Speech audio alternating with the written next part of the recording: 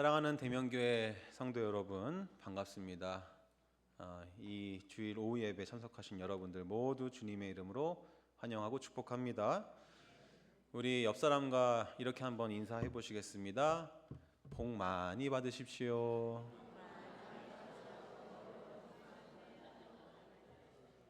네, 여러분 좋습니다.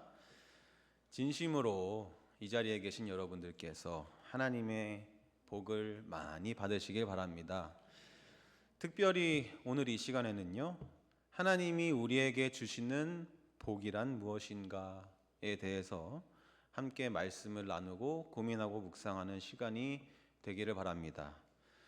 잘 아시는 것처럼 오늘은 종려주일입니다.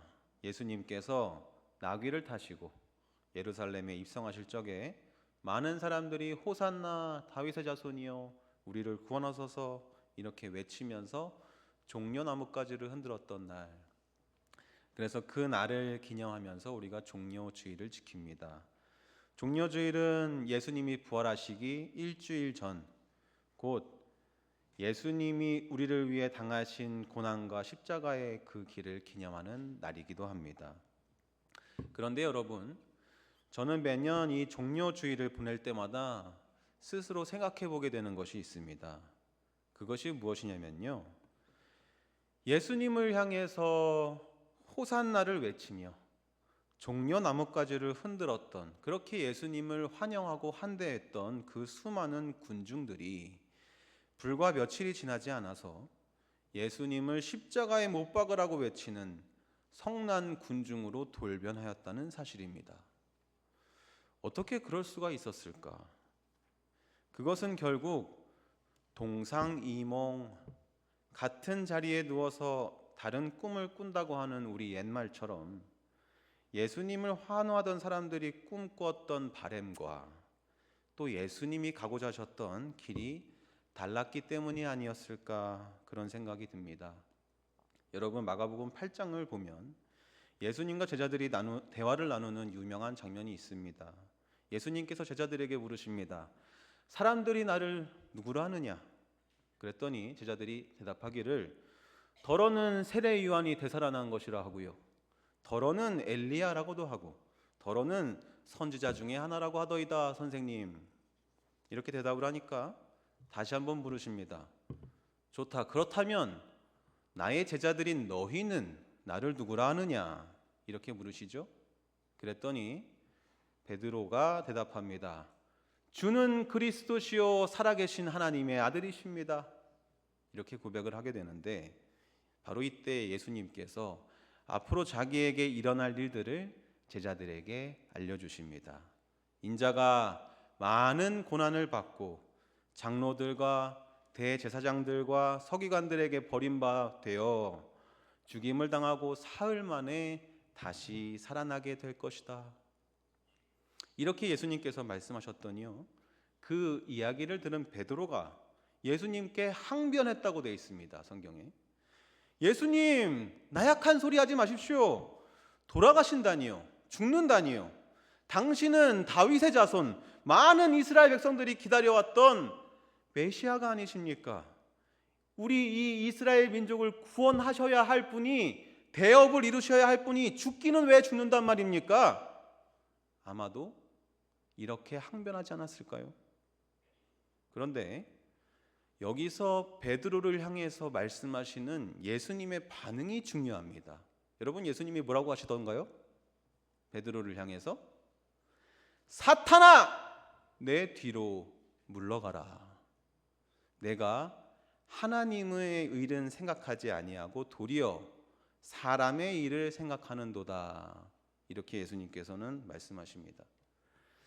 여러분, 저는 이것이 참 중요한 포인트라고 생각합니다. 예수님께서 이 장면을 통해 우리에게 알려주시는 바는 무엇인가? 이걸 생각해 봤을 때 사람의 일과 하나님의 일은 다를 수 있구나. 사람의 생각과 하나님의 생각은 다를 수 있겠구나. 사람이 기대하는 것과 하나님이 우리에게 계획하시는 바는 다를 수 있다는 것을 저는 이 본문 말씀을 통해서 생각해 보게 됩니다. 제가 아까 종려주일 말씀을 드렸는데요, 종려주일에 예수님을 환대하던 이스라엘 사람들은 생각했습니다. 이스라엘 사람들은 기대했습니다. 예수님이 바로 그토록 오랫동안 기다려왔던 이스라엘의 메시아셔서 오랜 세월 침략과 지배 아래에서 고통받았던 이스라엘 민중을 드디어 해방시킬 정치적인 구원자가 바로 예수님이시라고 말입니다. 우리나라가 일제의 지배를 받고 마침내 그 대한독립 만세를 그날을 해방의 날을 그토록 염원했던 것처럼 이스라엘 민중들도 군중들도 이 이스라엘의 실질적인 해방과 회복을 무척이나 원했다 이 말입니다. 그런데 여러분 아시는 것처럼 하나님의 계획은 달랐습니다. 하나님은 단지 이스라엘 민족의 구원이 아니라 이 세상의 모든 인간을 죄와 사망으로부터 구원하시기 위해서 어린 양 예수 그리스도를 우리를 위한 대속물로 내어 주시고자 하였습니다. 그래서 가장 높으신 하나님의 아들이 자기를 버리고 자기를 비우고 자기를 희생하는 십자가의 길을 걸음으로써 온 세상에 영원한 구원의 빛을 비춰 주시기로 한 것입니다.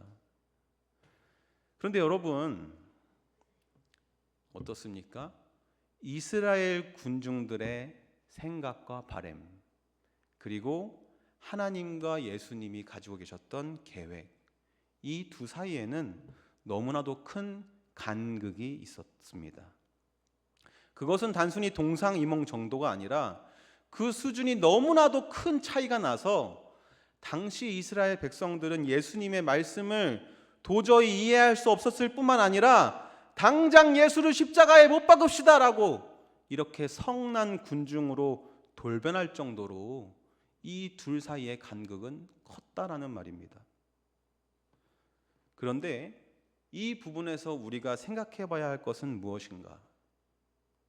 단지 이러한 현상이 2000년 전 예수님과 성난 이스라엘 군중들 사이에서만 일어났던 일이 아니라 오늘 나와 하나님 사이에서도 종종 일어나는 일이 아니겠는가?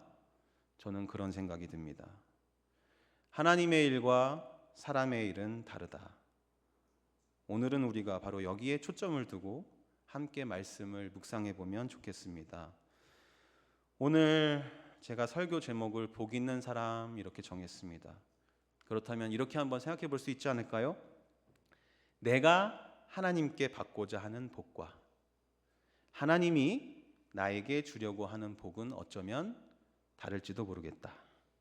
다시 말해서 내가 하나님께 기대하는 것과 하나님이 내 삶을 통해 이루고자 하시는 그분의 계획은 다를지도 모른다는 것입니다. 여러분, 복이란 무엇입니까? 전통적인 개념의 복, 특히 구약 성경에서 말하는 복은 번영입니다. 쉽게 말하면 잘 먹고 잘 사는 것이죠. 많은 자식을 낳고 큰 민족을 이루고 많은 가축과 재물을 거느리게 되는 것입니다.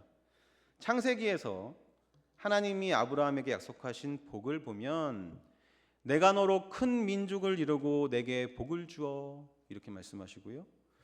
또 너를 크게 번성하게 하리라 이렇게 약속하십니다. 여기에서 복을 주겠다, 번성하게 하겠다라고 하신 그 히브리어 원어를 찾아보니까 라바라는 단어인데요. 이 단어가 가진 의미는 모든 면에 걸쳐서 증가하다, 풍성하게 하다, 성장하다 그런 의미를 가지고 있습니다. 그러므로 구약에서 하나님이 당신의 백성에게 약속하신 복은 만사 형통하고 성공하고 인정받는 것, 물질적인 풍요를 누리는 것, 성장하고 큰 민족 이루는 것 이런 것을 의미합니다. 그런데 여러분 한번 잘 생각해 보십시오. 족장 시대로부터 시작된 이스라엘 백성들의 역사, 하나님과 함께한 그 이스라엘 민족들의 여정을 한번 돌이켜 보시면 그들이 대대손손 번영하였나요? 정말 그들의 역사는 라바, 증가하고 풍성하고 성장하게 되는 역사였나요? 전혀 그렇지 않았습니다. 수백 년간 애굽에서 종살이를 해야 했고, 또 수많은 이들은 광야에서 떠돌다가 죽었고, 잠깐 큰 왕국을 이뤄 번성하는 것 같았지만 금방 나라가 분열하고 말았고, 북이스라엘은 아수르에, 또 남유다는 바벨론의 침략을 받아 성전이 무너지고 나라가 패망해서 결국에는 나라 없이 뿔뿔이 흩어져 포로 생활을 해야 하지 않았습니까? 하나님께서는 분명히 이스라엘에게 복을 주시겠다고 약속하셨는데, 큰 민족을 이루겠다고 하셨는데, 도대체 이스라엘 민족이 당하는 이 고난과 시련의 의미는 무엇인가? 만약 여러분이 예수님 시대의 로마의 지배를 받으며 살고 있는 이스라엘 백성 중에 한 명이라면 이것을 질문하지 않으셨겠습니까? 하나님 도대체 우리 민족에게 주시려고 하시는 그 복은 무엇입니까? 그런데 바로 이때 예수님께서는 좌절하고 낙심하고 절망한 이스라엘 백성들을 향해서 진짜 복은 무엇인가를 가르치십니다. 저는 이것이 구약 성경의 복에 대한 예수님의 재해석이다, 이렇게 생각을 합니다. 그것이 바로 오늘 함께 읽으신 본문의 말씀, 그 유명한 팔복의 말씀입니다. 우리말 성경에는 심령이 가난한 자는 복이 있나니, 이렇게 말씀이 시작을 하는데요, 헬라어 성경을 보면 마카리오이, 복이 있다, 복되다, 이렇게 시작을 하거든요. 복되다 심령이 가난한 자들아. 그래서 제가 원문의 느낌을 최대한 살려서 여러분들께 한번 다시 이 본문 말씀을 읽어드려 보겠습니다. 복되도다 너희 심령이 가난한 자들아, 천국이 너희 것이다. 너희가 복이 있다 애통하는 자들아, 왜냐하면 너희가 위로를 받을 것이기 때문이다. 복이 있다 너희 온유한 자들아, 너희가 땅을 기업으로 받을 것이다. 복되다 의에 줄이고 목마른 자들아, 너희가 곧 배부를 것이다. 복이 있다 너희 긍휼히 여길 줄 아는 자들아, 너희도 그와 같이 긍휼히 여김을 받을 것이다. 복이 있다 마음이 청결한 자들아, 너희가 하나님을 볼 것이다. 복되다 화평케 하는 자들아, 너희가 이 세상에서 하나님의 아들이라 하나님의 딸이라 일컬음을 받을 것이다. 복되다 의를 위하여 박해를 받는 자들아, 천국이 바로 너희의 것이다. 여러분 어떠십니까? 느낌이 조금 다르지 않나요? 저는 이렇게 읽는 것을 조금 더 좋아하는데요, 여러분 한번 가만히 이 팔복의 말씀을 생각해 보시기 바랍니다. 예수님이 복이 있다고 하신 이 사람들, 8가지 모습의 이 사람들의 모습을 떠올리면 여러분 어떤 느낌이 드십니까? 이 사람들이 정말 복받은 사람 맞습니까? 저는 오히려 팔복에 나오는 이 8가지 사람들의 모습을 생각하면 마음이 상한 사람들, 연약한 사람들, 힘이 없는 사람들, 낮은 자의 모습이 떠오릅니다. The poor, less miserable. 예수님이 복이 있다 말씀하신 이 사람들은 가만히 생각해 보면 사실 불쌍한 사람들 아닌가요? 그런데 도대체 왜 예수님은 이런 불쌍한 사람들이 복이 있다 말씀하셨을까? 그것이 오늘의 질문입니다. 그런데 여러분, 본문 말씀에서 예수님은 그 이유를 설명하십니다. 예수님께서는 이 불쌍하고 연약한 자들이 복이 있는 그 이유를 설명하시는데, 첫 번째로는 그들이 하나님에게 긍휼히 여김을 받을 것이고 그들이 하나님에게 위로를 받을 것이기 때문에 복이 있다, 이렇게 말씀하십니다. 여러분, 하나님은 누구십니까? 하나님은 상한 갈대를 꺾지 아니하시고 꺼져가는 등불을 끄지 아니하시는 분, 하나님은 긍휼히 여기시는 분이십니다. 그런데 어떤 사람이 하나님의 긍휼히 여김을 받는가, 이것을 한번 생각해 보면 우리가 팔복의 의미를 더 잘 이해할 수 있을 것 같습니다. 예수님께서 우리에게 가르치신 비유 중에는 바리새인과 세리의 기도가 있습니다. 바리새인은 많은 사람들 앞에 자기를 드러내며 이렇게 기도합니다. 하나님이여, 나는 다른 사람들, 곧 토색 불이 가늠하는 자들과 같지 아니하고 저 세리와도 같지 않음을 감사하나이다. 나는 일에 2번씩이나 금식하고 또 소득의 11조를 드리나이다. 이렇게 하나님께 많은 사람들 앞에서 드러내듯이 기도를 합니다. 그런데 반면 세리는 감히 사람들 앞에 나서지 못하고 저 멀리 서서 또 감히 눈을 들어 하나님을 쳐다보지 못하고 가슴을 치며 기도하기를 하나님이여 불쌍히 여기소서 나는 죄인이로소이다. 이렇게 기도하였습니다.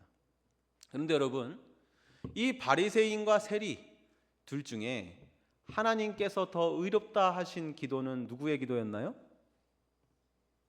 누구의 기도? 맞습니다. 하나님께서는 세리의 기도를 더 의롭게 여기신다. 이렇게 말씀하셨습니다. 사랑하는 대명교회 성도 여러분, 그러면 제가 여러분께 묻겠습니다. 이 바리새인과 세리 중에 어떤 사람이 더 복 있는 사람이겠습니까? 대답하기가 헷갈리시죠? 그래서 제가 예수님의 비유를 하나 더 말씀드려 볼게요. 누가복음 15장에 나오는 잃어버린 아들 탕자의 비유입니다. 여러분 잘 아시는 비유인데요. 이 비유에 나오는 두 아들 중에서는요, 누가 보더라도 첫째 아들이 둘째 아들보다 훨씬 낫습니다. 그렇지 않나요? 이 둘째 아들 놈은 아버지의 재산을 가지고 가서 집을 나가서 창기들의 치맛자락에 그 재산을 다 탕진하고 먹을 것이 없어서 돼지 쥐염 열매조차도 먹을 수가 없을 때가 되어서야 아버지를 다시 찾아온 망나니 같은 자식 아닙니까? 그런데 아이러니하게도 그 마을에 아버지가 큰 잔치를 열었을 때 그 잔치 자리에 참여하지 못한 유일한 사람은 바로 첫째 아들이었습니다. 첫째 아들은 아버지에게 분노합니다. 아버지, 어떻게 그러실 수가 있습니까? 저는 아버지를 위해 늘 열심히 일하고 늘 아버지 곁에 있었는데 저를 위해서는 새끼 염소 한 마리도 잡아주신 적이 없더니 저 망나니 같은 놈을 위해서는 어떻게 송아지를 잡고 잔치를 여신단 말입니까? 이렇게 항의하면서 노하면서 그 잔치 자리에 가기를 거부하였다. 이렇게 되어 있습니다. 여러분, 제가 다시 한번 묻겠습니다.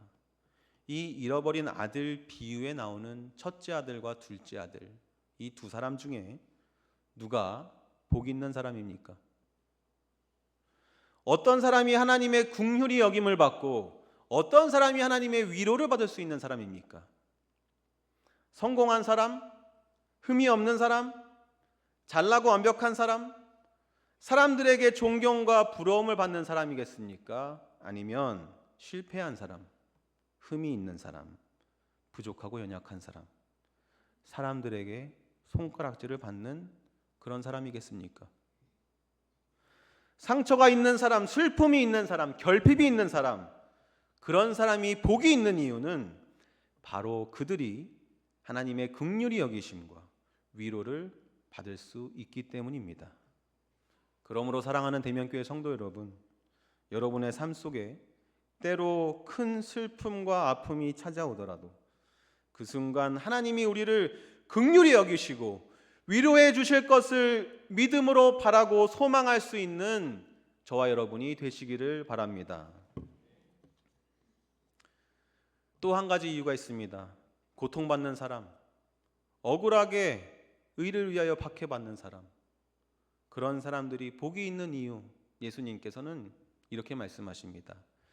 그들이 이 세상에서 하나님의 자녀라 일컬음을 받고 천국을 기업으로 얻을 것이다. 이게 무슨 말일까요? 하나님의 자녀라 일컬음을 받는 것, 천국을 기업으로 받는 사람들, 그런 사람들은 곧 구별된 사람들을 의미합니다. 불의한 세상 속에서도 거룩한 마음과 행동을 지키는 사람들을 말합니다.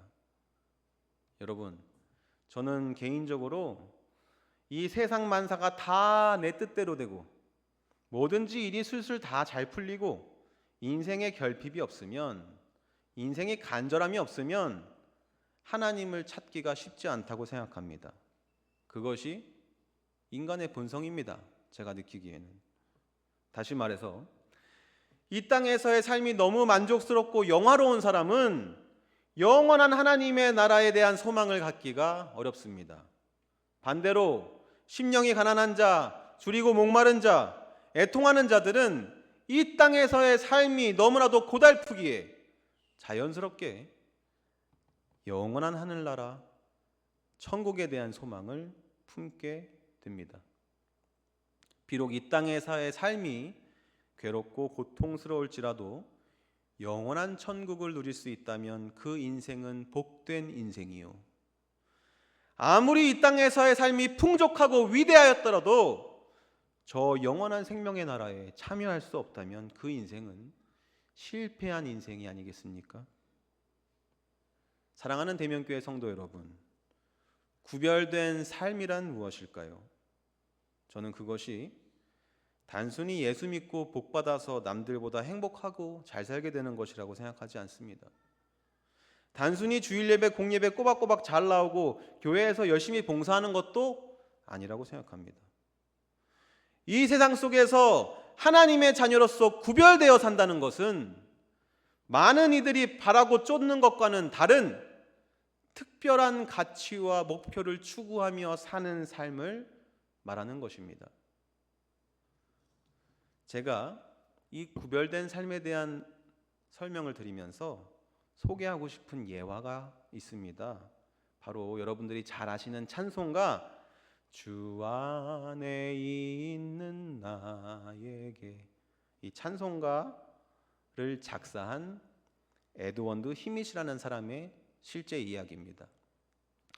찬송 작가였던 이 히밋은 미국 필라델피아에서 태어나고 자랐습니다. 그녀는 평생을 독신으로 살면서 그리스도를 본받기 위해 노력했고 또 주일학교 사업을 위해서 평생 헌신했습니다.